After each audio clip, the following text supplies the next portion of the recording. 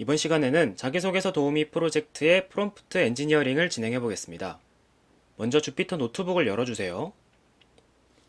그러면 AI 카피라이터 프로젝트를 하면서 만들었었던 common.py랑 카피라이터 프롬프트 노트북 파일이 보일 겁니다. 먼저 common.py를 한번 열어주겠습니다. 여기에 request chat completion이랑 print streaming response 함수를 지난 시간에 다 작성을 해놨어요. 이를 그대로 이용해서 챗GPT한테 요청도 보내고 생성된 텍스트를 출력할 거거든요. 그런데 한 가지만 좀 수정을 해주겠습니다. 이 프린트 스트리밍 리스폰스 함수는 지난 시간에 그 스트림립 화면상에다가 텍스트를 보여주기 위해서 이렇게 플레이스 홀더 만들어주고 마크다운 형식으로 생성된 텍스트를 보여줬었어요. 그런데 이번 시간에는 우리 주피터 노트북에서 이 함수를 사용할 거거든요. 그러려면 이 플레이스홀더 부분은 필요가 없으니까 수정을 좀 해주겠습니다. 그대로 복사해서 프린트 스트리밍 리스폰스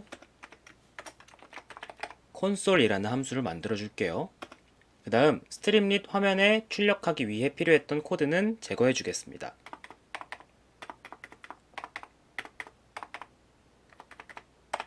그리고 생성된 텍스트는 곧바로 프린트문을 이용해서 콘솔에 출력해 줄게요.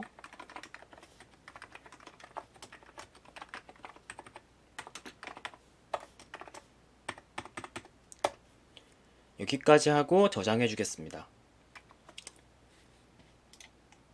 그 다음 런처 들어가서 노트북 파일 하나 새로 만들겠습니다.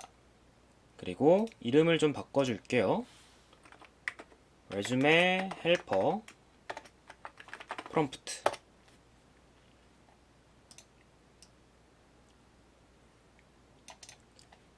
그 다음 새로 만든 노트북에서 common.py에 정의되어 있는 함수를 임포트 해보겠습니다. from common import.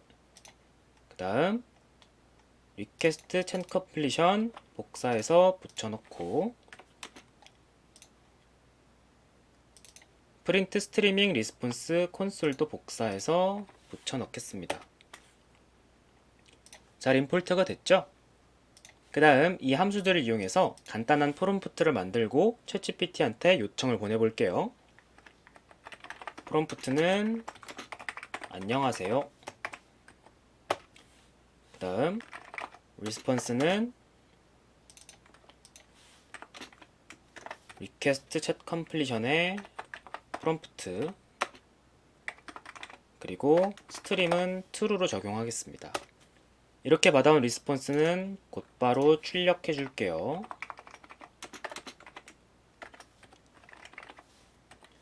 여기까지 작성하고 실행하면 안녕하세요 라고 대화를 건넸고요. 안녕하세요, 여러분의 유용한 도우미입니다. 어떤 도움이 필요하신가요? 라고 응답을 받아왔습니다.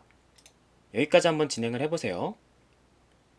다음으로 자기소개서를 생성하기 위한 프롬프트 템플릿을 작성하고 예제 데이터를 활용해서 프롬프트를 만들어 보겠습니다. 먼저 마크다운 블록 하나 추가해 주고요. 프롬프트 템플릿이라고 적어줄게요. 그 다음 프롬프트 템플릿 v1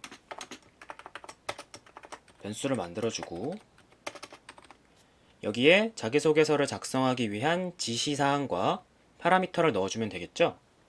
먼저 기업 입사용 자기소개서를 작성해야 합니다. 답변해야 하는 질문과 이에 관련된 유저의 경험을 참고해서 자기소개서를 작성해 주세요. 그리고 자기소개서 문항은 반드시 글자 제한이 있죠? 이거를 지시사항에 추가해 줄게요. 반드시 맥스 랭스 자 이내로 작성해야 합니다. 그 다음 구분자를 이렇게 넣어주고 파라미터로 전달받고 싶은 변수들을 적어주면 됩니다. 지원회사, 지원 직무, 그 다음 자기소개서 질문, 마지막으로 유저의 관련 경험.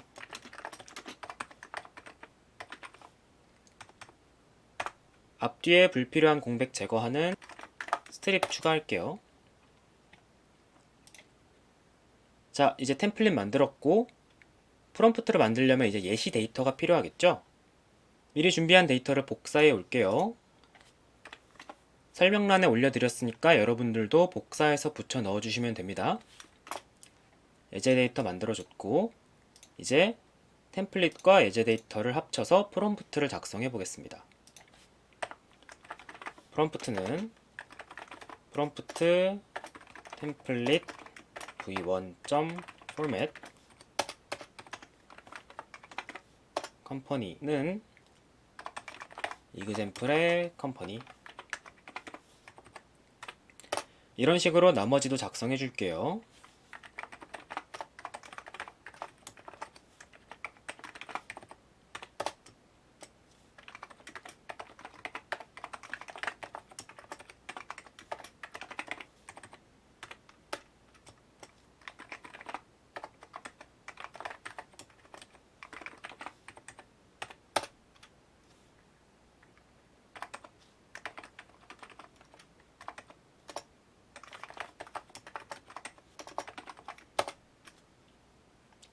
다 채워졌고 프롬프트를 한번 출력해 보겠습니다.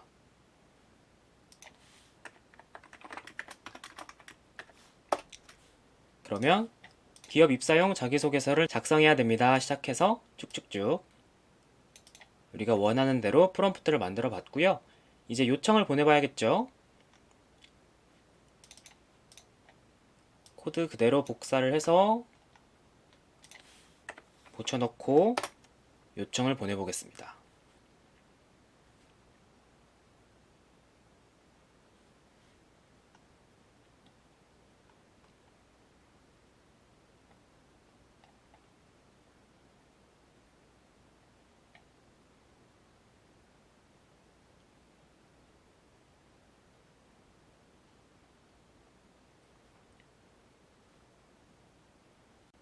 잘 만들어줬죠? 그런데 자기소개서는 글자 수 제한이 있으니까 생성된 텍스트의 길이도 한번 출력해 보겠습니다. 메시지 변수 복사해서 한번 len 메시지 찍어보면은 891글자 만들어졌다고 해요. 우리는 분명히 프롬프트에서 반드시 500자 이내로 작성해야 합니다 라고 지시를 내렸지만 잘 지켜지진 않았습니다. 한글의 경우에는 이렇게 몇 글자 이내로 만들어 달라라는 게 잘 적용되진 않아요. 이 부분을 한번 수정해 볼게요. 자, 마크다운 블록 하나 만들어 주시고 글자 수 제한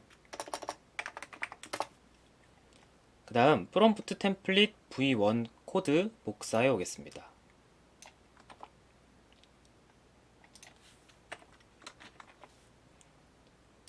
그리고 v2로 바꿔줄게요. 그 다음 이 글자 수 제한하는 부분을 단어로 바꿔주겠습니다.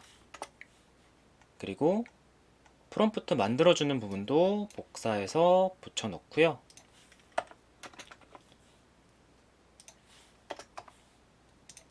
자, 이대로 실행하게 되면은 맥스랭스에 담겨져 있는 500이 그대로 적용되겠죠?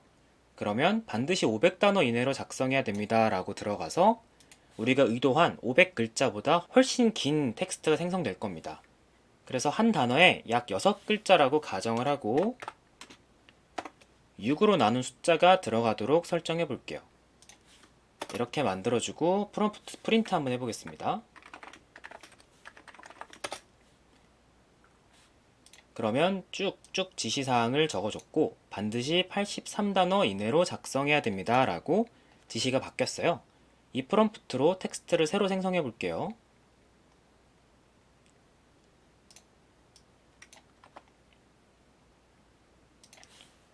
붙여 넣어주고 생성된 글자 수도 같이 출력해 보겠습니다.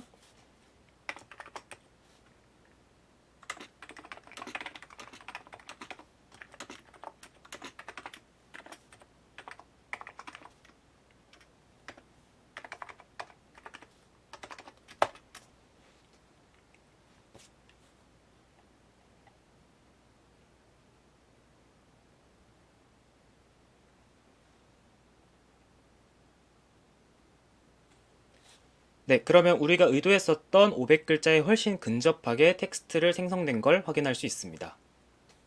마지막으로 약간의 스타일 변화를 줘보겠습니다. 요새 모범 자기소개서들을 보면은 단락마다 소제목을 달아줘요. 그래서 가독성을 높이거든요. 이 부분을 우리 프롬프트에도 반영을 해볼게요. 먼저 마크다운 블럭 하나 만들어 주시고 소제목 추가, 그 다음 프롬프트 템플릿 v2를 복사해 오겠습니다. 붙여 넣어주고 v3로 수정할게요. 그 다음 단락마다 소제목을 넣어주세요. 이렇게 추가를 해주고요. 프롬프트 생성하는 코드랑 요청 넣는 코드 그대로 복사해 올게요.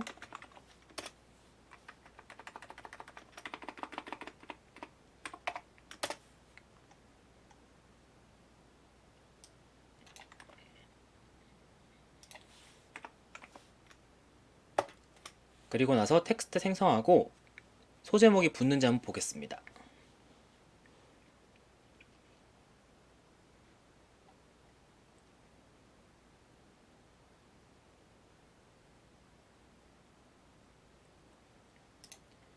네, 그러면은 우리가 의도한 대로 각 단락마다 깔끔하게 소제목까지 붙여줬고요. 훨씬 가독성 좋은 자기소개서를 만들어준 걸 확인할 수 있습니다. 여기까지 자기소개서 프로젝트의 프롬프트 엔지니어링을 마치겠습니다. 다음 시간부터는 이를 웹 서비스에 적용해서 자기소개서 도우미 프로젝트를 만들어 볼게요.